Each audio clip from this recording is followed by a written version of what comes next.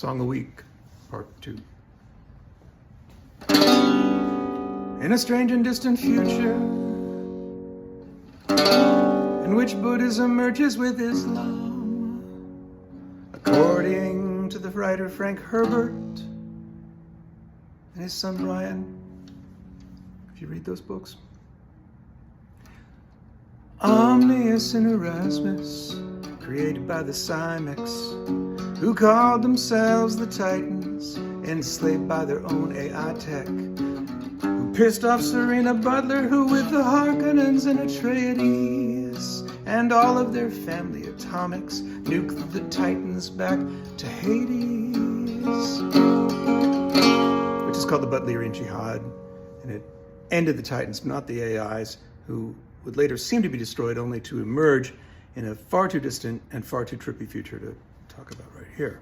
And it's a long, long way to the future. And it's a long, long way past the moon. And it will take me a long time to tell you how you do.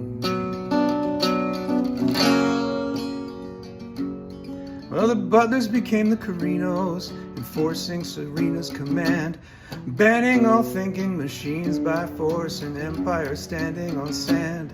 And the Harkonens were damned as traitors because they refused to nuke the sky. And a scholarly sisterhood formed and said they could sniff out any lie. And ironically, they had a secret plan to control the bloodlines of the ruling families to ensure the best possible outcome for humanity and their own order. What could possibly go wrong with that?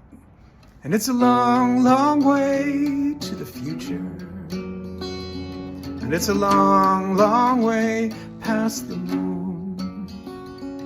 And it will take me a long time to tell you how you do.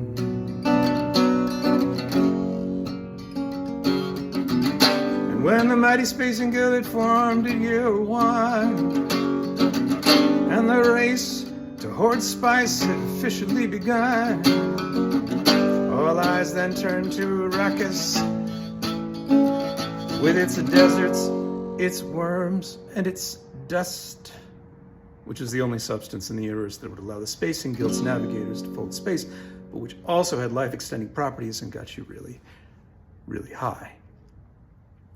While the Emperor and the Spacing Guild and the League of Nobles, the Lands Red, and the Bene Gesserit Sisterhood all fought for control of Arrakis, 10,000 years went by until the 84th Padib Shah Hemp ruler teamed up with a Harkonnen baron to cancel the Atreides dukedom. By cancel, I mean kill.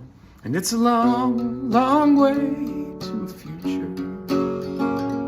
And it's a long, long way past the moon. And it is taking me a long time to tell you how you do.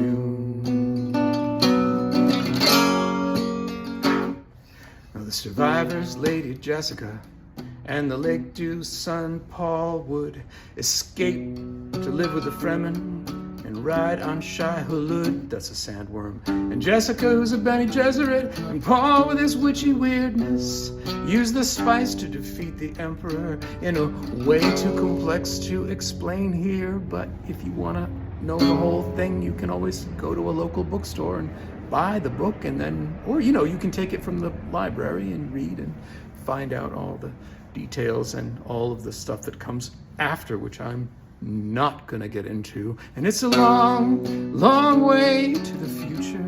And it's a long, long way past the moon.